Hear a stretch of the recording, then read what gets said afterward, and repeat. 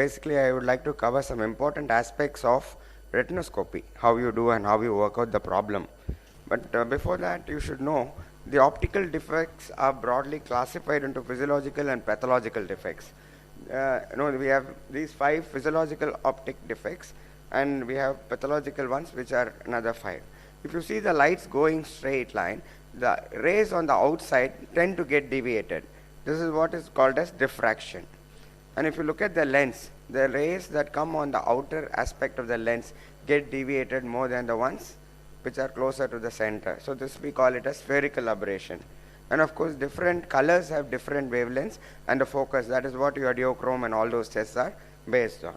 Now what is this? We have an anatomical center, optical focus, you have visual axis and so many axes. So this is an anomaly where there could be a little bit of refractive errors. The other one, the acuity of vision in the macula will be the best, whereas towards the periphery, the acuity drops. So these are all physiological optical defects. Now coming to pathological optical defects, all these things will depend on where many things are.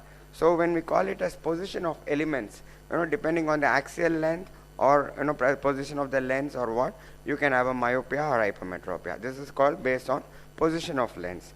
Then you have the curvature anomalies. It could be in the form of a keratoconus or a lenticonus, which can produce a refractive error. Then you have obliquity of elements, like keratoconus also can cause astigmatism. So that is number 3. Then you have index errors, index myopia in nuclear cirrhosis. You can have a hypermetropia or a myopia depending on different types of cataract. Lastly, absence of element, mainly what you call it as aphakia. So these are the 5 physiological and 5 pathological aspects where you can get various defects. Now coming to retinoscopy. Retinoscopy, till you pass your exams, there are many ways you can get accurate powers now. There are many devices available. Autorefractometers are excellent.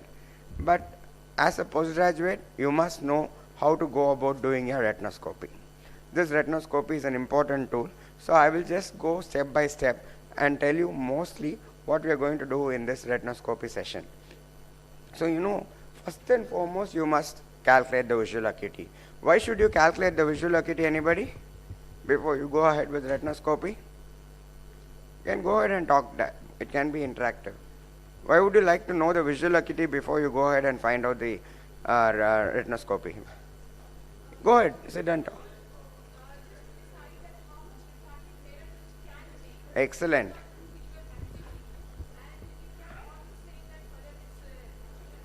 Yeah, that is, thank you so much. So you need to know what is the best visual acuity you're going to get out of that person and whether it is truly a refractive error or not. So these 2 important things you need to do. Supposing I say I've got a 660 vision and not improving with glasses, would you say it is not refractive error? It can be. Why it need not be? How will you know whether it is a refractive error correctable to 6.6 or not? I've got a 660 or a 560 vision. How will you know? Yeah, your time is short. We'll run fast. 660 is not improving with pinhole, or it's just it's best corrected visual acuity, or it's just you're there. Okay. You would like to take the next question also. So supposing I say 660 not improving with pinhole, does it mean it's some other pathology in the macula or lenticular or not? No. Why? Exactly the way you should go about. I will say 612 improving to 6.6. That means I'm sure it's a refractive error. I will say 618 not improving. I'm sure it is not a refractive error. But at 660, I wouldn't like to say it is not a refractive error. Why? If it is high astigmatism or high spherical power is there, then yeah, he is almost there. So this pinhole has got some limitations. The size of a pinhole is about 1.2 millimeter. The pinhole can correct only up to 3 diopters. Up to 3 diopters you can. Suppose I am an aphakia, I can't say put a pinhole and say I am not improving with glasses. if it is 660. At least with pinhole, it should improve to You know, I'm 680. coming to that. It may be more than a 3 diopter power. That's the answer I expect from you. If it is more than a 4 diopter power, it is unlikely that it will improve with pinhole. Supposing it's an aphakic, you have to put a plus 10. On top of it, you put a pinhole to see whether you're getting a full power or not. Am I clear on this? So pinhole, you don't just straight away jump into conclusion that 560 not improving pinhole is not a refractive error. So the limitation of a pinhole is about 3 diopters. So at this point you must know. So you must come to the nearest correction and then give a pinhole. Especially if it's an pseudophakia, it may work. But aphakia with the plus 10 you put a pinhole. You got it? So this point must be clear. And first you want to know whether you're getting 6.6 or not. If you're getting 6.6, that means you're going into a refractive error correction. Am I clear with that? Okay. So this, I'm not going into too much of optics of refraction. There are 3 stages of retinoscopy, isn't it? First is the illumination stage, then you have a stage of reflex and projection. So this is what is happening. But what you're going to do is, you're going to sit in front of the patient at a distance and put the light. Now you have the self-illuminated retinoscopes. Previously it was the reflecting retinoscopes. But the distance is that matters. The retinoscopes could be a spot or a streak. Now what we all use is a streak, self-illuminated streak retinoscope. So mostly slightly what you would like to do, you don't want a concave, slightly up, okay, and you want a plano effect. Now what can be the types of retinoscopy? It could be dry without dilating or a cycloplegic retinoscopy. What do you mean by static? Static means the patient is looking at the first line of Snellen's chart when you're doing the retinoscopy. If you are saying it is dynamic, patient is converging and accommodating into the light. So this could be a static or a dynamic retinoscopy. In wet, you do a cycloplegic refraction. Is it clear so far? So the working distance could be 2/3 arm's length, then your correction will be 1.5. If you are doing at 1 meter, correction would be -1 diopters. Is that clear so far? So the correction should be 1. So all practical purposes, I tell my postgraduates, till you finish your exam, take a 1 meter, because the calculations are easier. This 1.5 and 1.75, you may land up in some kind of, especially when you have mixed astigmatism. So I tell them to do a retinoscopy at 1 meter, and your distance correction would be 1 meter. Is that clear? If you're doing it half a meter, your distance correction would be 2. Okay? You know that? Yeah. Now, retinoscopy shadows are very important. So you're going to put the sleeve, it is going to be a slit. You're going to move from one side to another. What are the 3 possibilities? 1, it could be moving along with the direction of your movement of your slit. It could be moving against the direction, or there may not be any movement. Is that clear? So supposing the image falls either behind the patient or behind the observer, then the movement would be with the movement. If the image falls behind the observer or behind the patient, the movement would always be with the movement. If the image falls at the observer, what would be a movement? No movement, isn't it? If the image falls at the observer, there would be no movement. Okay, is that clear? And if the image is going to fall between the observer and the patient, it is going to be against movement. So for a 1 diopter myopia, it will be no movement. Okay, plus or minus. So -1 will be -1. But for myopias more than 1, it will be against movement. Hypermetropes less than 1 diopter and hypermetropia would be same side. Is this clear? This is how you go about.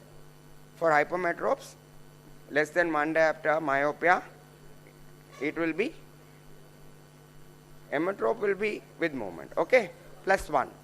Is that clear? So this is how you look at the movement. So when do you say the reflex is neutralized? So when you come to the point of neutralization, remember the reflex will be bright. It will be absolutely bright. It will fill the pupil and there will not be any movement. By chance, if you give an additional 0.25 correction, from with movement it will go against movement, or from against movement it will go with movement. Is that all right? Am I clear so far?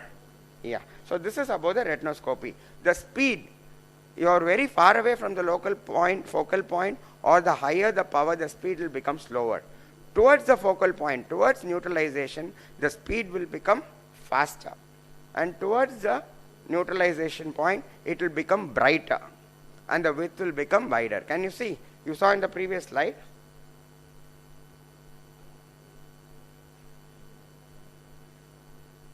You see what happens at neutralization?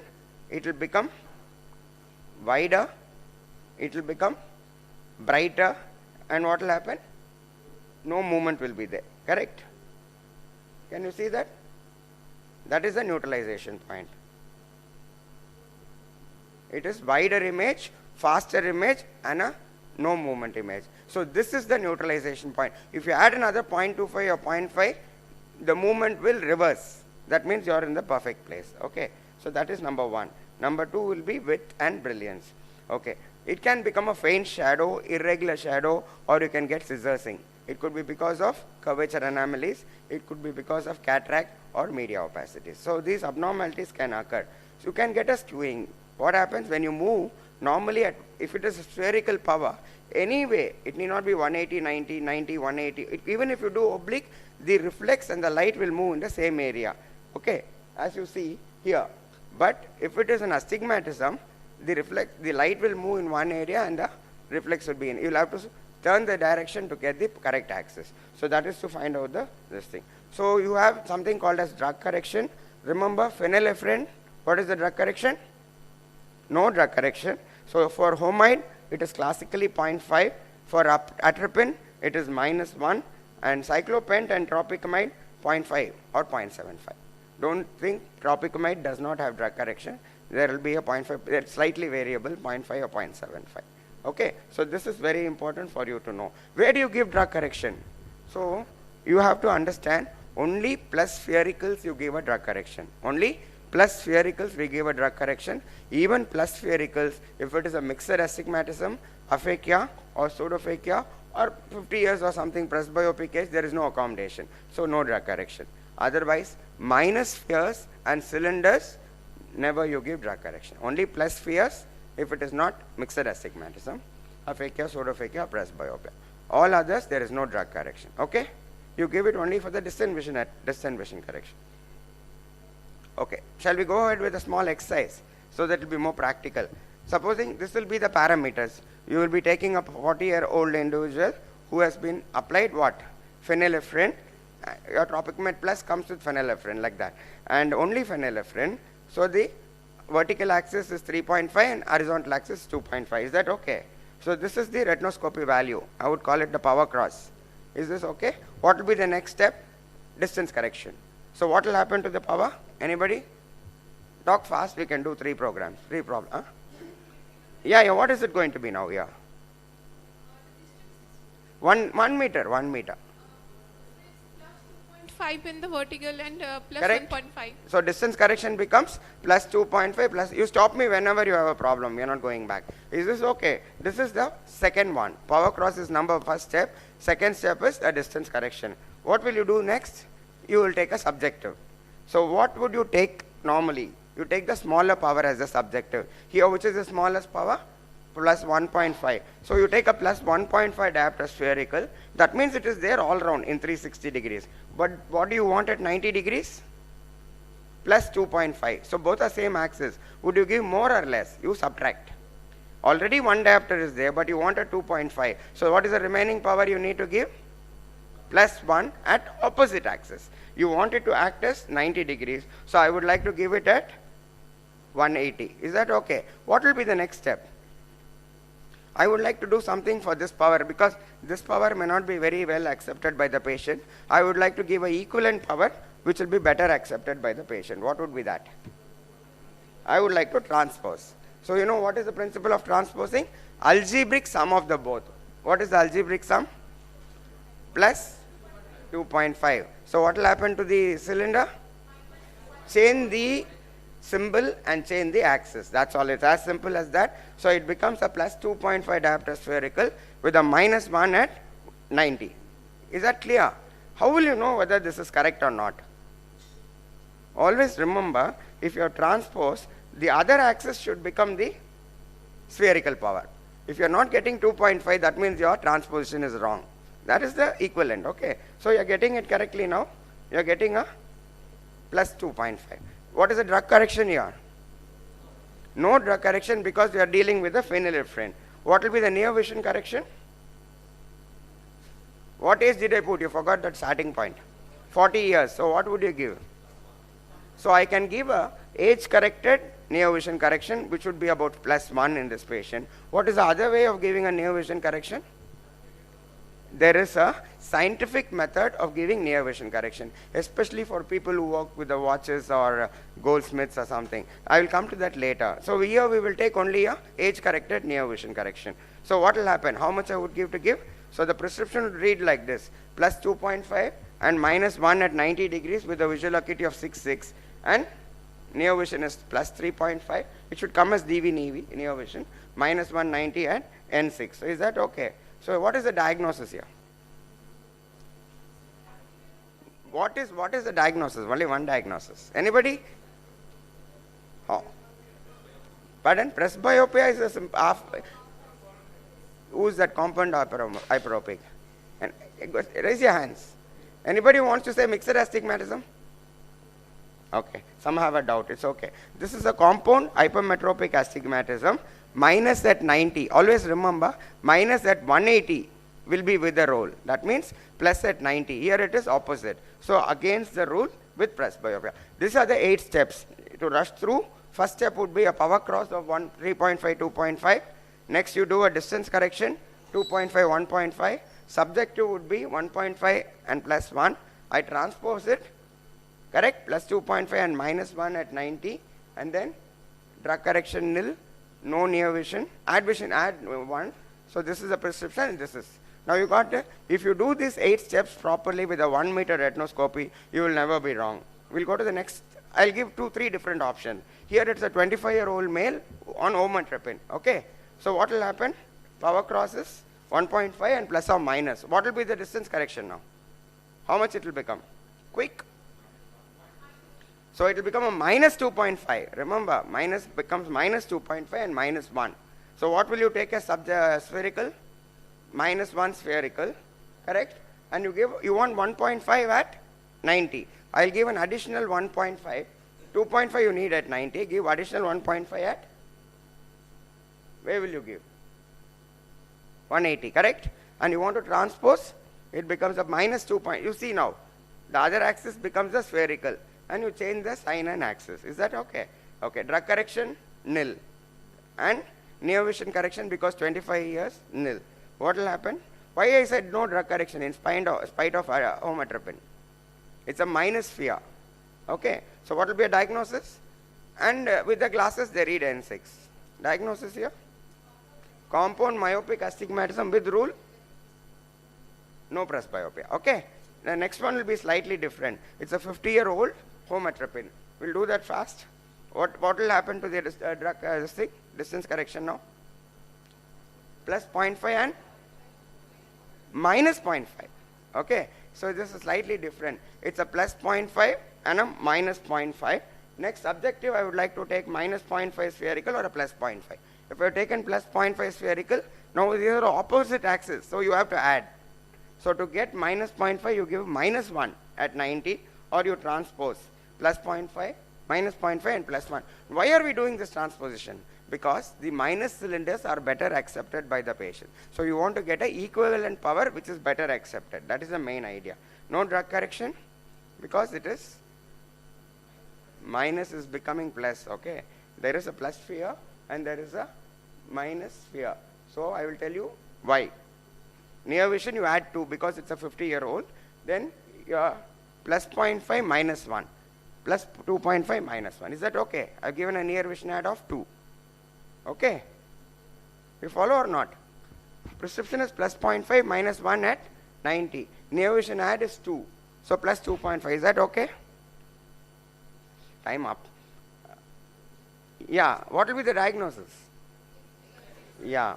Mixed astigmatism against rule with presbyopia. Now I will give you this. What are the 3 diagnoses? I'll give you 2 seconds. What is the first one? It's a compound hypermetropic. Then mixed astigmatism. Then okay. Now transpose all these 3. You will know. Top one is different. See, all the 3 on top are one plus and one minus, but all are different. If you transpose, the top one becomes both plus. So it is compound hypermetropy. Diagnosis never changes with transposition. Second one, though it is opposite, the cylindrical power is more than that of spherical power, different axis. That is why one will become plus sphere, one will become minus sphere, no drug correction. So that will become mixed. And the last one, if you transpose, becomes a simple. Okay? So the first one is a compound hypermetropic astigmatism. Second is a mixed astigmatism. Third is a simple. Though all are plus and minus, you must know how to differentiate between this. What is the Donder's rule? Anybody can say? In hypermetropia, manifest plus 1/4 of latent you give. That is a hypermetropia. Whereas for near vision, there are 4 steps. You calculate what is the available power with the patient. Then you calculate what power he needs. Then you keep 1/3 of reserve. And then ultimately give the power. I'll come with an example, you will understand. Okay, this one you will know. The patient reads at 33 centimeters. That means what is his power available? 100 by 33 would be equivalent to 3 diopters power. But I need to work at 25 centimeters. That means what power I would need? So I'm reading at 33 centimeters, that should be. It should be 3 diopters. If you read at 33 centimeters, 3 diopters. But I need to work at 25 centimeters. It will become 4 diopters. So normally what you will do, I've already got 3, you will give 1. Isn't it? I've already got 3, I need to give 1. But here you keep 1/3 as reserve. So out of 3 diopters available power, if you keep 1, what is the remaining power available for me? I have 2 diopters. So available power is only 2 diopters. So how much prescription would you like to give? I need 4 diopters. After reserve, I've got 2. So I would like to give 2 diopters. Normally you will give 1 diopter only. But keeping 1/3 reserve, you need to give 2 diopters. This is Donder's rule again for correcting presbyopia. This is scientific method for people who work at a shorter distance. Is this clear? My available power is 3 diopters. Needed power is 4 diopters. I keep 1/3 reserve out of 3. That means I have only available power is 2 diopters. So I need to give how much? Another 2 diopters. Is it clear or not? So this is the scientific method of correcting. Yeah. Out of the available power. My available power is 3 diopters. This is for stressful periods, fever and all those things. I don't knock off everything. I keep 1 diopter more for stress. Sir, available each 3, so 1/3 will be 1. Keep 1/3 will be 1. Reserve is 1 diopter. But available power is 2 diopters out of 3. I need 4. So I give an additional 2 diopters. Is that okay? So ultimately, we are doing a good visual acuity to pinhole to give a good near vision correction. You need to give the best correction for the patient. So ultimately, retinoscopy will give you fantastic values, and if you do the correct proper refraction, you will get very good results. So thank you very much to Dr. Santosh Honavar, the chairperson, and Lalit Verma for this wonderful. Thank you very much.